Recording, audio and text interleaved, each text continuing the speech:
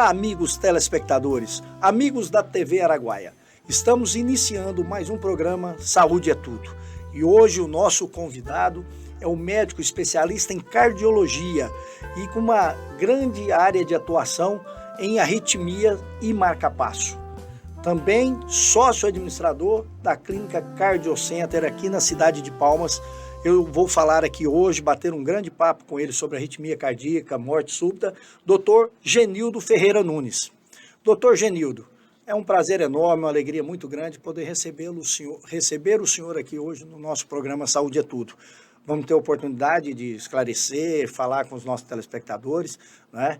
E falar muito sobre as causas, né? Os sintomas dessa doença que leva muito à morte súbita, que é a arritmia cardíaca.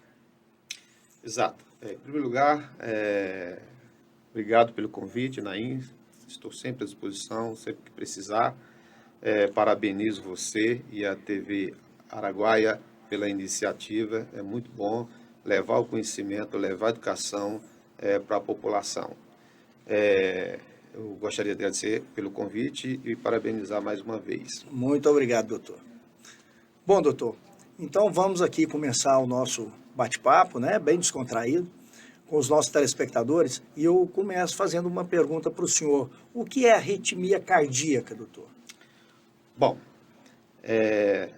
arritmias cardíacas é um problema no ritmo do coração. Então, para entender bem o que é arritmia, a gente precisa dizer que o coração ele é uma bomba hidráulica que bombeia o sangue no nosso corpo. Então, isso acontece porque ele tem uma camada de músculo e essa musculatura ela é estimulada por atividade elétrica que o próprio coração produz. Então, o coração tem a função de produzir eletricidade e de conduzir essa eletricidade através do coração. E isso tem um ritmo, que é o que dá os batimentos do coração dentro do ritmo. Certo. Em condições de repouso, o coração bate de forma regular entre 50 e 100 batimentos por minuto. Aí a gente diz que está dentro do ritmo normal. De 50 a 100. De 50 tá a 100 normal. Em repouso. Em repouso. Exatamente. Tá. Em condições de estresse, dor, atividade física, a frequência vai estar um pouco mais do que 100 e é normal. Então, Às vezes a gente está em casa, nós estamos em casa, sente alguma coisa e tal. Tem como detectar ou não? É só mesmo Sim, através de exames e tal? tem como o paciente sentir, né, as alterações do ritmo, que a gente chama de arritmia cardíaca. Então, quando o indivíduo tem um coração que está batendo dentro do ritmo, dentro da frequência adequada, normalmente ele não vai gerar baixa irrigação nos tecidos musculares, por exemplo, como cansaço, fadiga. Então, de uma forma geral, o cansaço, a fadiga, a tontura, sensação de desmaios são preditivos de que o indivíduo possa estar tendo uma alteração do ritmo do coração. Então, diante desses sintomas, o indivíduo tem que ficar ligado, antenado, que ele pode estar com arritmia cardíaca, ele deve procurar um atendimento médico. Principalmente se ele tiver relato de história de morte súbita na família ou que os familiares já tenham alguma doença relacionada à arritmia na família. E, então, ele tem que ficar mais atento com relação a isso. Então, isso seria a forma com que o paciente poderia perceber que ele tem arritmia. É óbvio que o diagnóstico definitivo só se dá mediante o registro da atividade elétrica do coração, que é o eletrocardiograma, no momento em que o indivíduo estiver tendo os sintomas. Por quê? Nem sempre esses sintomas são arritmias. Portanto, é interessante que seja feita uma gravação. E para isso, nós temos um arsenal se depois você quiser perguntar, a gente vai discutir cada um. Não, de exames pode falar, fique à em vontade. que a gente pode detectar. Por exemplo, o indivíduo que tem aquela queixa recorrente, vamos supor, ele está com queixa de batedeira, palpitação, que o paciente chama, baticum no coração. Então, ele tem queixa de palpitação. Se essas palpitações são frequentes, diárias, ele chega no seu consultório, eu estou tendo palpitação agora. Aí o simples eletrocardiograma, de dose de derivação feita na hora, no momento em que ele está sentindo, pode detectar se ele está com algum tipo de arritmia, que aí tem várias, extrasístoles, atriais, ventriculares, bloqueios atroventriculares, taquicardias, bradicardias. Então, tem uma gama de arritmias que a gente tem que saber qual para direcionar o tratamento. Tá? Agora, se o indivíduo tem queixas uma vez por semana ou uma vez por dia, nem sempre o eletrocardiograma que é feito naquele minuto vai pegar, porque ele tem que estar sentindo, teoricamente. Então, nesses casos, aí tem que ser um tipo de eletro que dure 24 horas, que é o que a gente chama do Holter de 24 horas. Certo. Tá? Então, mas, doutor, eu tenho uma queixa de batedeira que dá uma vez por semana. Bom, então o Holter pode ser que eu coloque naquele dia e não pegue. Não dê nada, né? E aí existe um tipo de Holter que a gente pode colocar uma semana, 15 dias, 30 dias, que a gente chama de looper. Então, esse looper é um eletrocardiograma em que o paciente fica com ele, tá? Similar a um Holter, que pode o paciente ficar com ele até 10, 15 ou 30 dias, conforme a queixa do paciente. Então, o objetivo é gravar com o eletrocardiograma a queixa de palpitação, a queixa de tontura, a queixa de mal-estar, para que a gente possa correlacionar. Muitas das vezes o paciente tem até queixa de palpitação e aí faz a gravação e ele não tem palpitação, não tem arritmia. Ele tem palpitação, mas não tem arritmia. Aí, nesse caso, a gente prova que não é arritmia a causa da palpitação. Aí vai ser outras queixas, como, por exemplo, ansiedade. Ah, tá certo. Qualquer pessoa pode ter arritmia cardíaca, né, doutor? Ou Qualquer pessoa pode ter. Agora, não é necessariamente para quem quer, é para quem pode. Por quê? As arritmias cardíacas, elas podem ser congênita hereditária. O indivíduo pode nascer com ela e ela também pode ser hereditária. Congênito é quando ele nasce com ela, que às vezes pode ser um defeito durante o próprio desenvolvimento embrionário. Hereditário, quando ele herda de um ancestral dele. Por exemplo, o pai dele tem história de cardiopatia hipertrófica, que é uma doença que mata muito, principalmente os atletas. Então, existe uma hereditariedade grande. Então, ele pode nascer com o músculo do coração espessado e isso propiciar aquelas arritmias. Então, existem algumas arritmias que o indivíduo já nasce com ela. Entretanto, tem condições que podem ser adquiridas. Vou dar um exemplo muito comum no nosso meio, no Brasil. A doença de Chagas, a cardiopatia chagática, aquela doença lá do barbeiro. Então, principalmente na região centro-oeste, Minas, alguma parte sudeste, nordeste, são áreas endêmicas de doença de Chagas. E a doença de Chagas, que foi descrita em 1809 por Carlos Chagas, é uma doença que o agente etiológico chamado de tripanossoma, que é transmitido pelo o barbeiro, né? O barbeiro, então ela tem, vamos dizer assim, ele gosta de ir para o coração, que a gente chama, tem tropismo pelo coração e intestino. Então, ele vai para lá e provoca lesão no coração. E essa lesão pode se transformar em áreas que passava por um ciclo no coração e provocava arritmias, tanto agudas como também alguns ficaram com sequelas. Então, resumindo, a arritmia ela pode ser congênita hereditária, mas também ela pode ser adquirida por alguma condição de infecção ou qualquer tipo de agressão do coração, seja por um agente infeccioso, seja por um agente químico, entendeu? Ou uma condição como, por exemplo, um infarto agudo do miocárdio. Entendi. E tem como evitar a arritmia cardíaca, doutor? Veja bem. Como o senhor já falou, ela é congênita ou hereditária? Exato. Naqueles casos em que o indivíduo nasce já com um problema, pode ser, em alguns casos, passível de se resolver, mas em algumas circunstâncias, não. Né? Você perguntou como prevenir, foi isso? Se tem como evitar, né? Como evitar a arritmia cardíaca? Tem. Vamos dividir naquilo que eu falei antes. Naquelas que o indivíduo adquiriu e naquelas em que o indivíduo nasceu. Aquela que o indivíduo nasceu, ele pode prevenir a morte súbita, sendo feito um diagnóstico através de, por exemplo, das queixas dele de tontura, palpitação, sensação de desmaio ou desmaio associada a um histórico familiar. Isso leva o paciente para o médico descobre que ele tem aquela condição que gera arritmia e que tem um potencial risco de morte súbita, daí ele propõe um tratamento no sentido de melhorar a qualidade de vida e prevenir a morte súbita. Ponto. Agora vamos falar daquela condição, que aí eu vou dividir também mais em dois extremos. As arritmias cardíacas, ela pode, o desfecho fatal dela é da morte súbita. Então, o que é comum é entre abaixo de 35 anos de idade. O que mata mais, o que gera mais morte súbita abaixo de 35 anos de idade?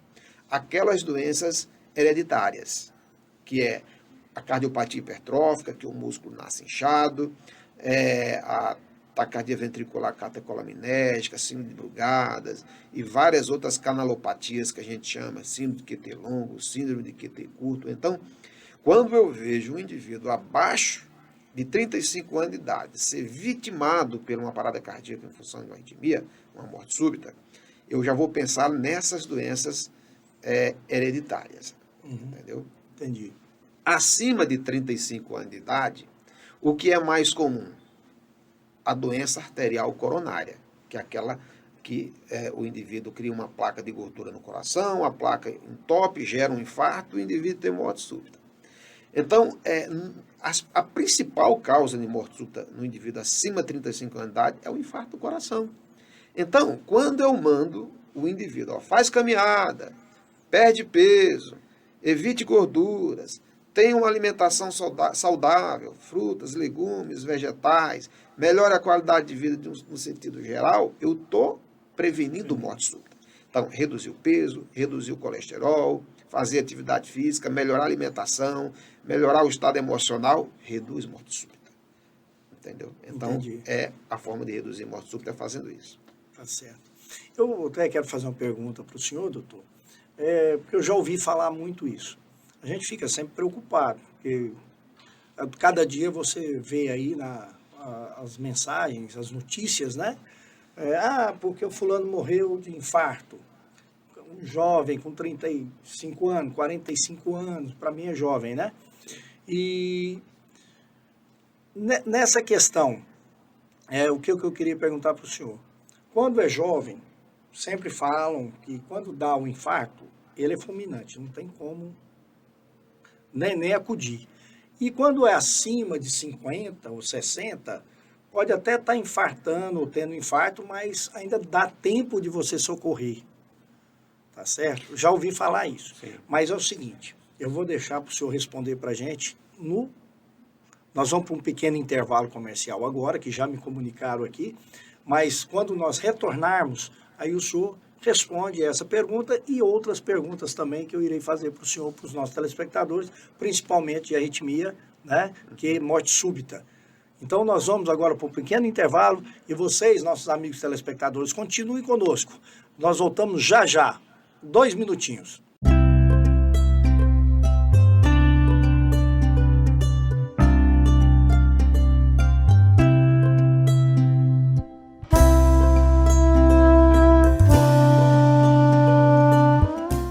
Conheça a Brumed, uma empresa referência em segurança do trabalho e medicina ocupacional do Tocantins. Com anos de experiência no mercado, oferecemos serviços de qualidade e excelência para garantir a saúde e segurança de seus colaboradores. Contamos com uma equipe altamente capacitada e equipamentos de última geração para oferecer soluções eficazes para a sua empresa. Entre em contato conosco e solicite uma visita hoje mesmo. Brumed, cuidando da saúde e segurança da sua empresa.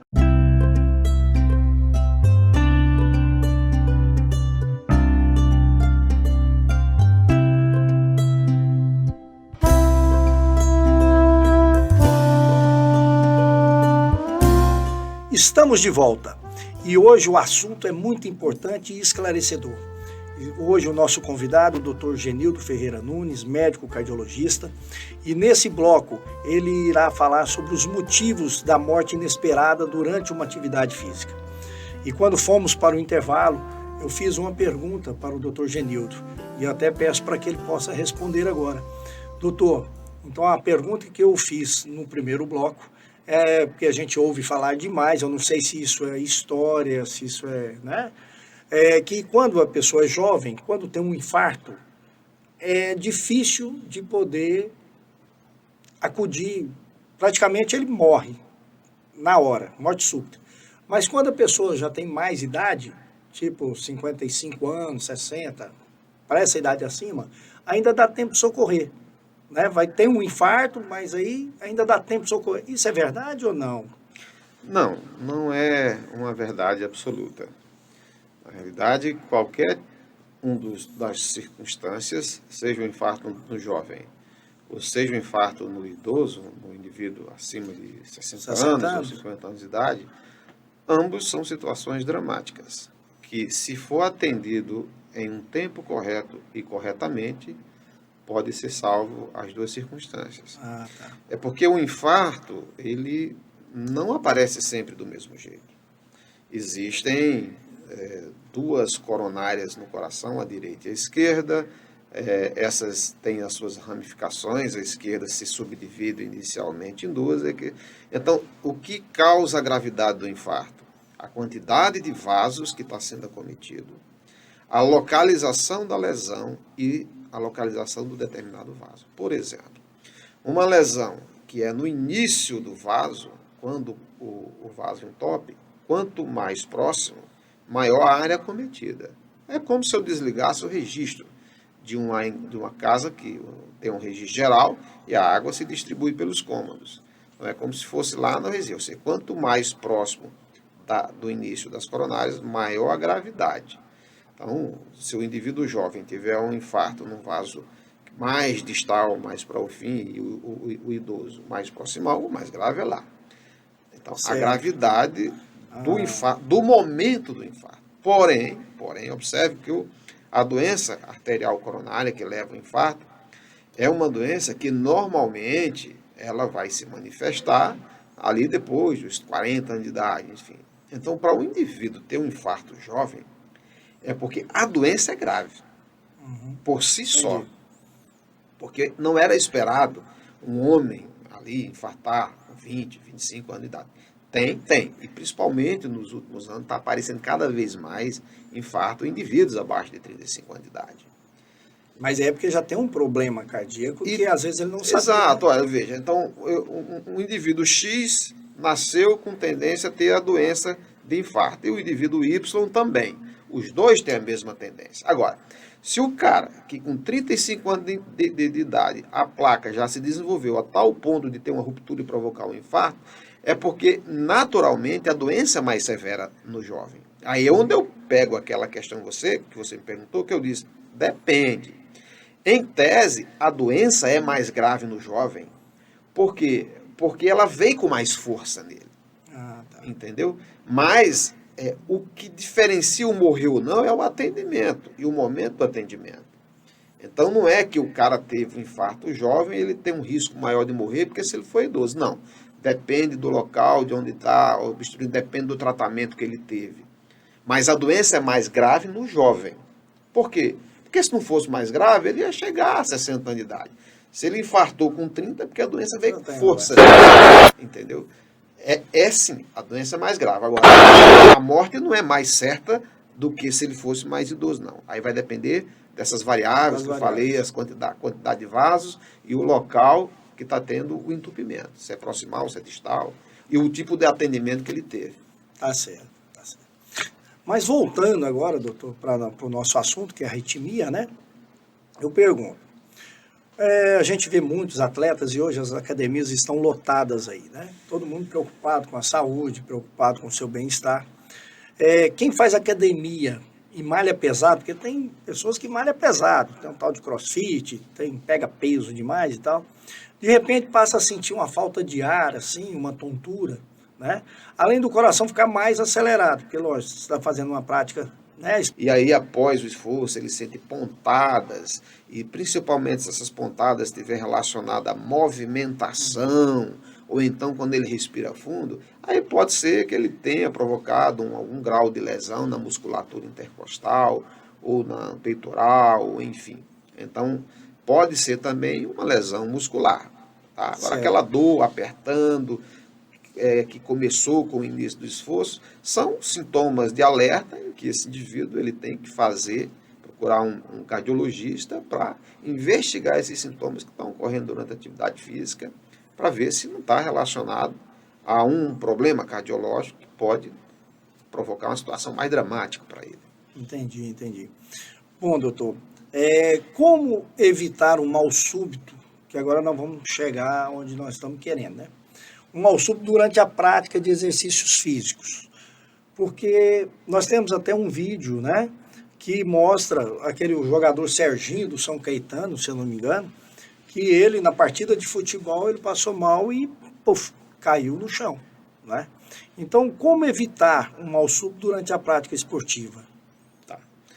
Aí, ó, tá aí o vídeo. Bom, aí, ó, exato. né? Bom, essa questão do Serginho, né, se eu não estou enganado, aí foi no início 2001, 2002, eu não lembro bem, mas eu lembro que nessa época eu era já estudante de residência médica, de cardiologia, eu estava em São Paulo, e isso chamou muita atenção, porque já se sabia que o Serginho tinha um problema no coração.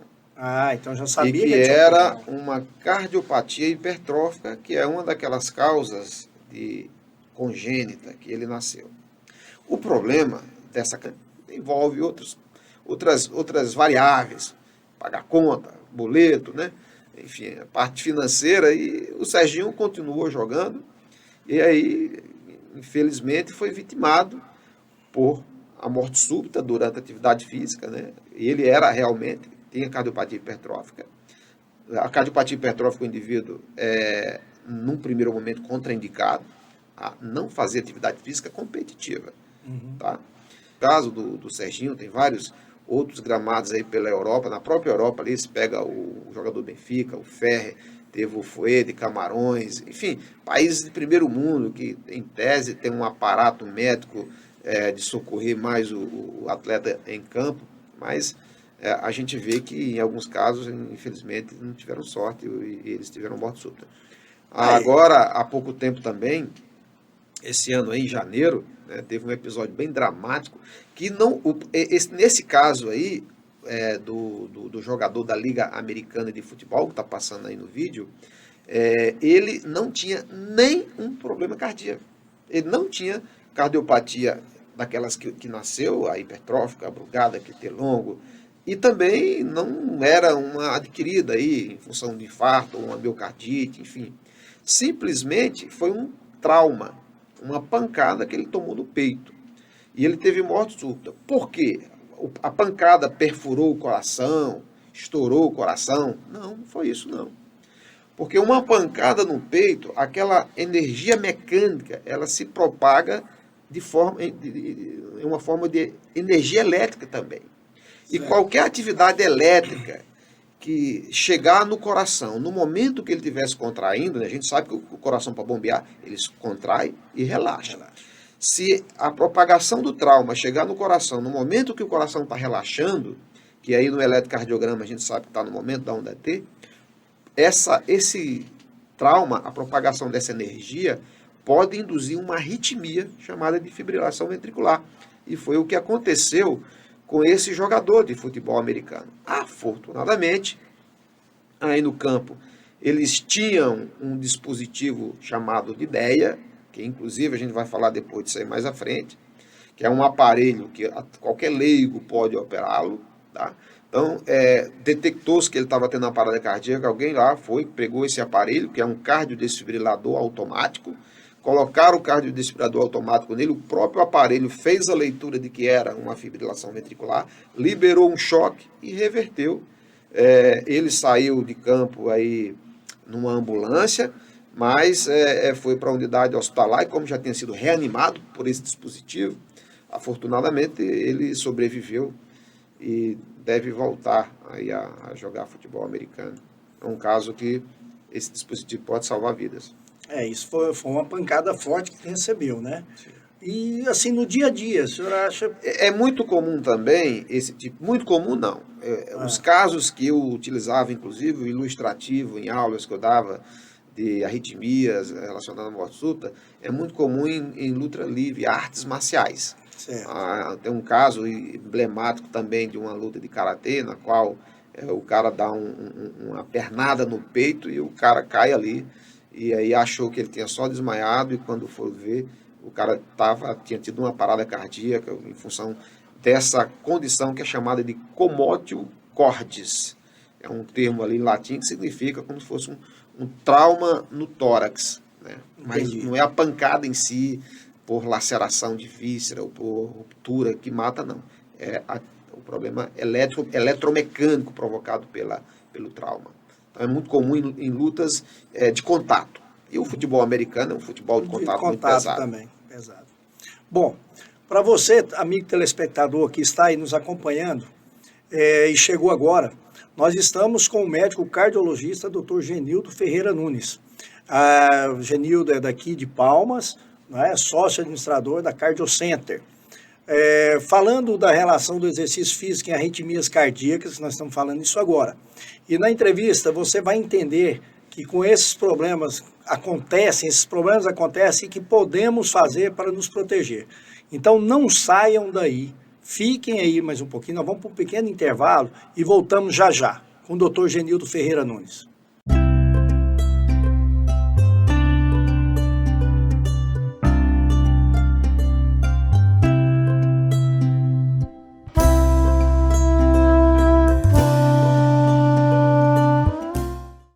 Para quem quer um rebanho de alta produtividade, não se pode abrir mão de uma boa nutrição.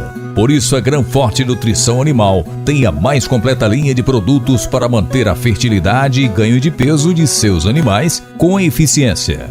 Amigo produtor, qualidade e preço justo é aqui na Granforte Nutrição Animal. Telefone 6334143323, Araguaína, Tocantins.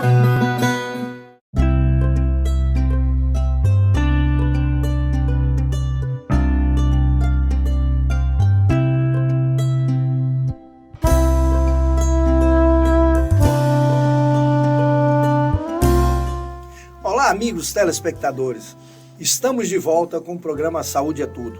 E hoje o nosso entrevistado, nosso convidado especial, Dr. Genildo Ferreira Nunes. Hoje estamos falando sobre arritmias cardíacas, né? E continuando o nosso bate-papo aqui com o Dr. Genildo, eu pergunto para o doutor, o que o senhor aconselharia para quem deseja praticar exercício físico? Bom, fazer atividade física nós aconselhamos para todas as pessoas, né?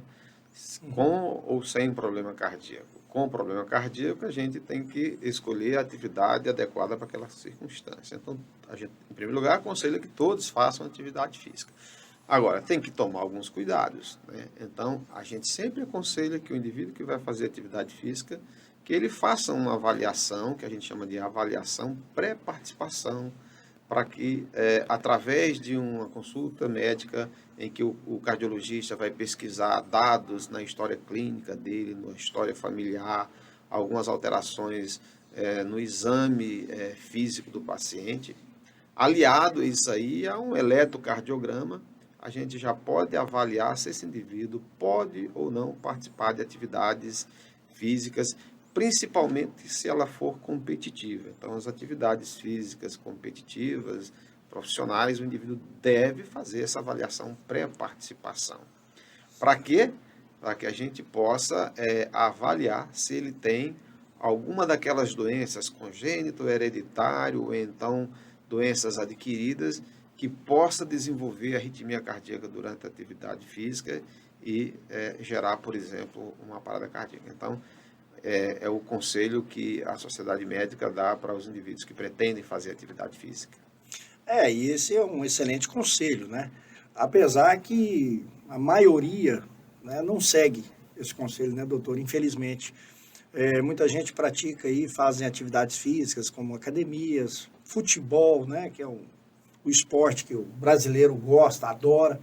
Então, pratica futebol aí, esporte, e sem ir no médico, sem verificar primeiro se ele está apto para aquela atividade.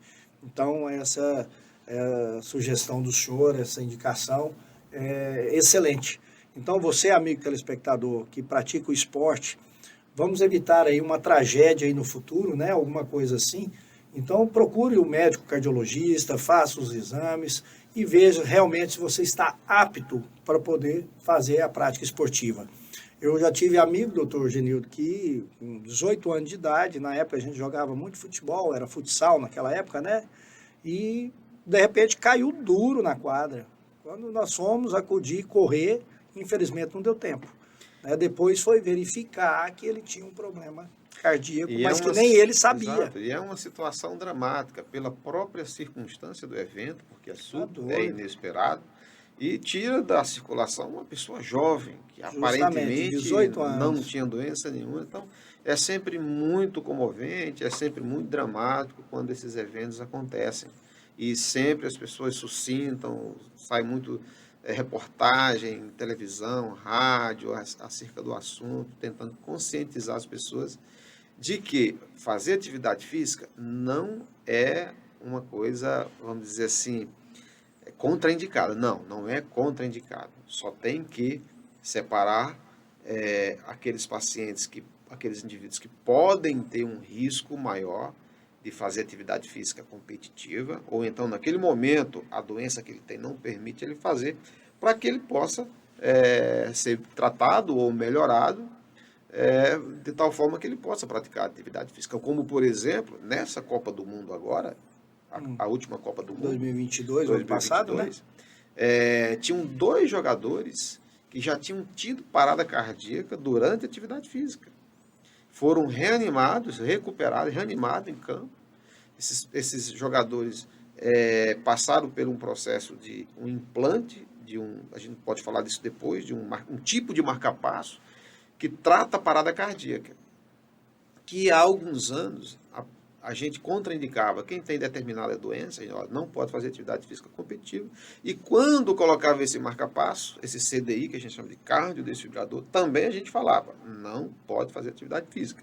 Só que com a evoluir da técnica, do material e do conhecimento, a gente, dependendo da conversa com o atleta, e dependendo da vontade dele e de uma questão de risco compartilhado, ele vai estar liberado, com ciência dos riscos, de fazer atividade física, voltar a ser um atleta profissional usando o aparelho, que antes era contraindicado. Esse aí da tela, o cardiodesfibrilador. Então, antes era contraindicado. Hoje, se o atleta, em comum acordo, assumindo o risco compartilhado, e se é um desejo muito grande dele, ele volta. Isso aconteceu porque nos Estados Unidos, alguns atletas que tinham parada cardíaca botavam o CDI, os médicos não liberavam. E aí eles entravam na justiça, assumindo o risco, o juiz lá canetava. Pá, você assume o risco, olha, pode voltar. E aí eles iam. Aí que a comunidade científica começou a observar que era factível.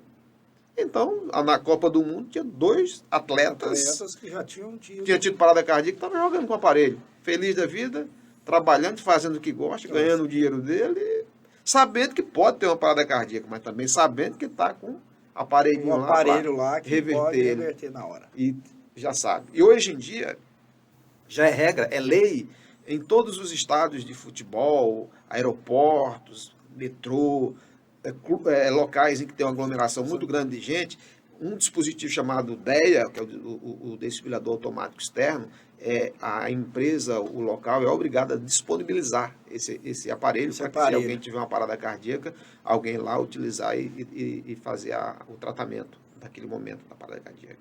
Tá certo. Nós já falamos aqui sobre a arritmia cardíaca, sobre as causas, né? Agora eu pergunto, quais os tipos de tratamento que tem para arritmia cardíaca e para poder também evitar essa morte súbita, né? Então, partindo a gente vamos partir aqui de um pressuposto, um cenário clínico em que a gente tem um indivíduo que tem uma doença, uma arritmia cardíaca, que tem um potencial risco e que esse risco pode levar também à morte do indivíduo. Então, nós temos 3 linhas de tratamento, que pode ser com medicamentos, né? Com medicamentos, que são as drogas antiarrítmicas, que aí tem várias classes, e também nós temos outras opções de tratamento, que são invasivas, que vamos supor, a arritmia é um foco lá dentro do coração que está dando disparo. Então a gente pode fazer um cateterismo, chamado de estudo eletrofisiológico, e fazer uma cauterização daquele foco da arritmia, chamado de ablação. Então, o estudo eletrofisiológico com ablação, a gente queima lá o localzinho que estava dando os disparos, resolve-se o problema, na maioria dos casos. E o indivíduo não precisa tomar medicamento. Mas, em alguns casos, esse procedimento não resolve, então a gente tem que salvaguardar o indivíduo colocando um marca-passo. Nos casos de coração lento, bloqueio cardíaco, pode ser um marca-passo convencional. Nos casos do indivíduo que tem arritmias malignas, que não é possível fazer ablação, a gente implanta um cardiodesfibrilador. Todo mundo lembra aqueles aparelhos de pronto-socorro, que o paciente chega com parada cardíaca, arritmia, dá choque no peito. Então, é aquela ideia, é aquele aparelho, só que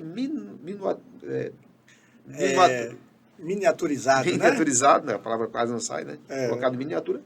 Colocado ele dentro de um marca-passo, um tipo especial de marca-passo e implantado no indivíduo. O nome disso é cardiodesfibrilador implantável. E esse dispositivo tem um software, tem um programa que detecta se o indivíduo está tendo uma parada cardíaca e onde que ele estiver, se está na fazenda, se está na chácara, se está no trabalho, se ele tiver uma parada cardíaca naquele momento por esta arritmia tal qual a gente quer tratar, o aparelho dá o choque, reverte a arritmia, permitindo o indivíduo procurar depois o médico para ver o que aconteceu, se foi o medicamento que não estava bom, se foi algum outro problema que aconteceu, para regular melhor o tratamento da arritmia dele, no caso, com o medicamento. Então, esse dispositivo, ele não faz com que o indivíduo não tome o medicamento. Tem que tomar os medicamentos também. Caso os medicamentos não consigam fazer com que a arritmia não apareça, ele vai estar lá com um aparelhinho implantado para reverter a arritmia.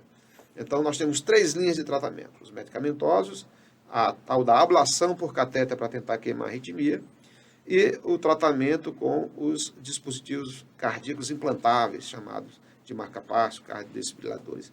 Então, são essas 3 frentes de tratamento que o especialista tem que lidar e ver qual que é o melhor para cada situação.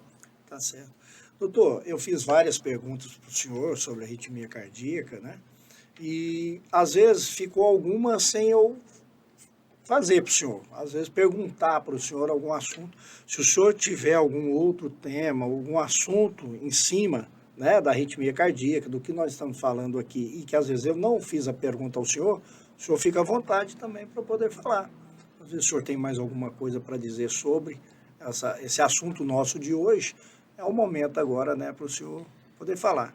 Bom, eu acho que a gente falou bem, só recapitulando aqui o que a gente falou, acho que as perguntas que você fez aqui para mim são normalmente as dúvidas que as pessoas têm no consultório quando procura a gente porque acha que tem alguma arritmia ou já vem encaminhado para tratamento de alguma arritmia por um outro colega, que são essas dúvidas que a gente debateu aqui, que nós falamos desde o início o que é que o paciente pode sentir, né? Aquelas questões das palpitações, batedeira no coração, tontura, né?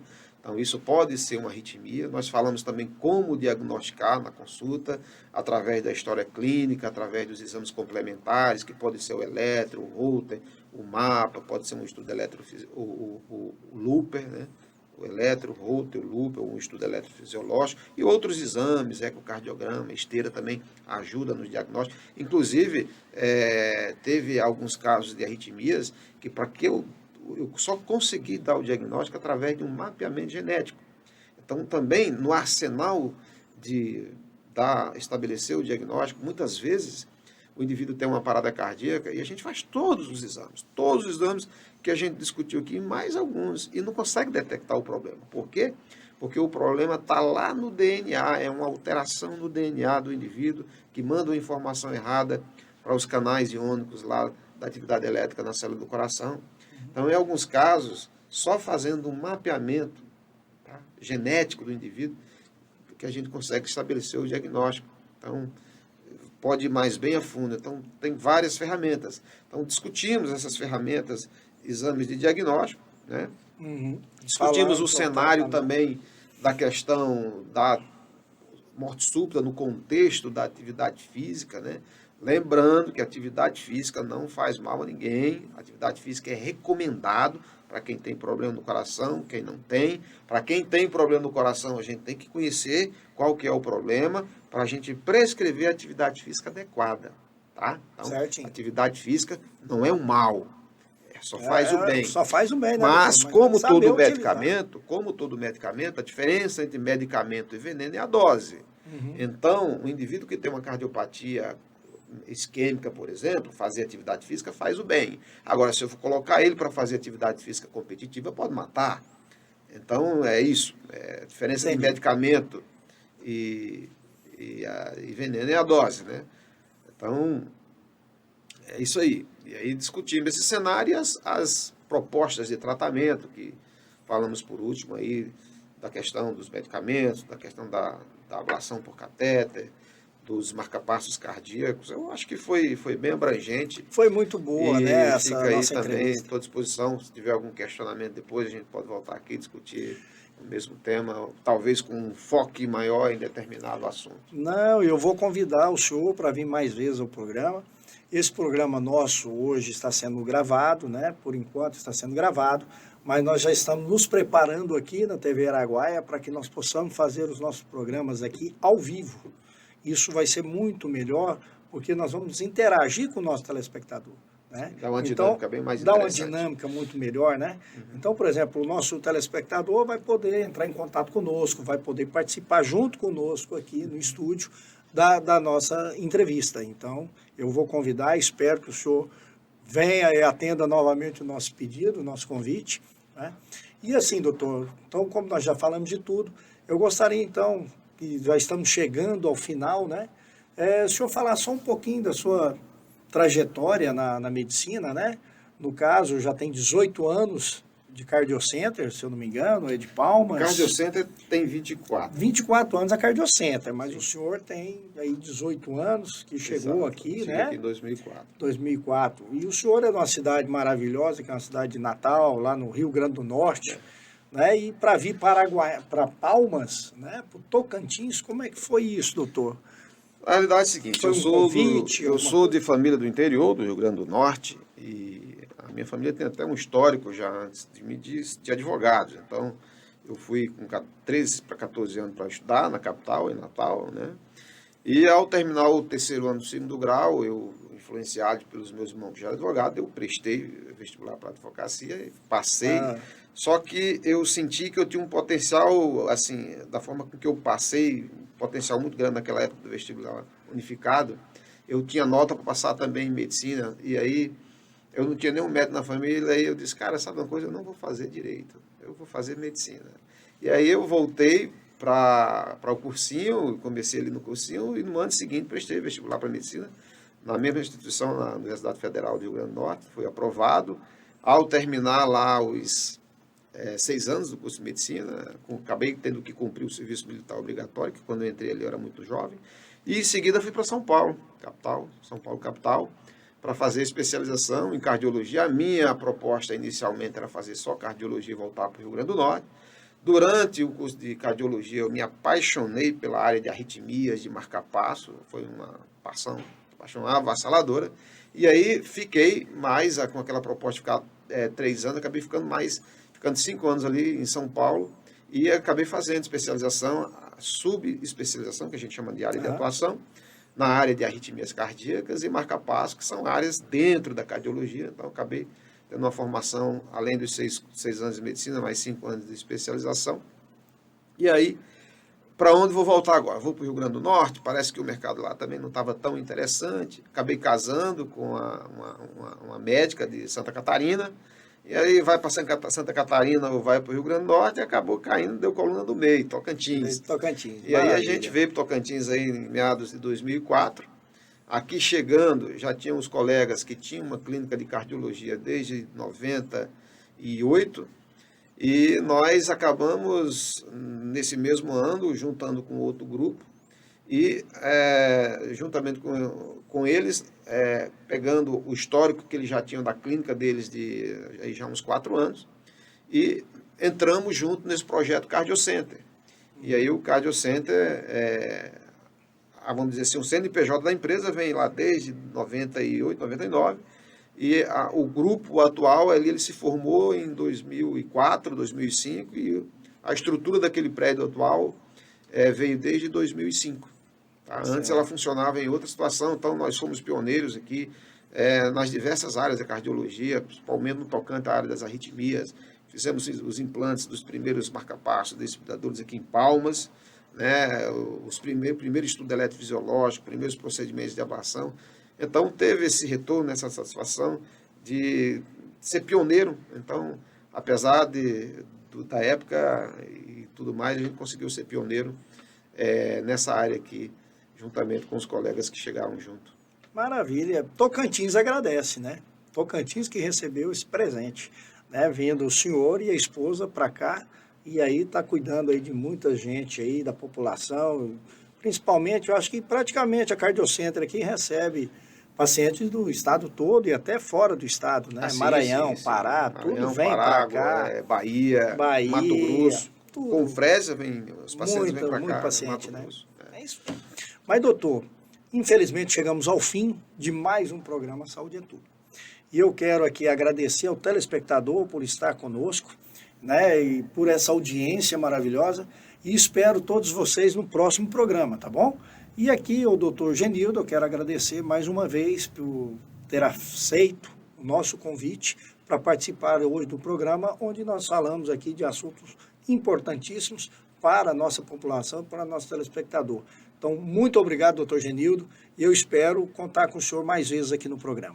Obrigado, Naim. Eu gostaria de me despedir também agradecendo a audiência dos telespectadores da TV Araguaia e também a você e a sua equipe pelo gentil convite também. Pode contar que eu vou estar sempre à disposição.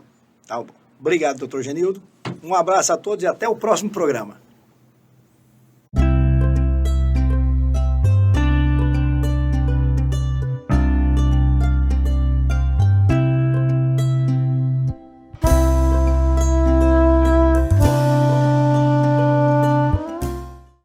Hoje eu resolvi acordar cedo, acordei umas 11 horas, doido pra mudar de vida.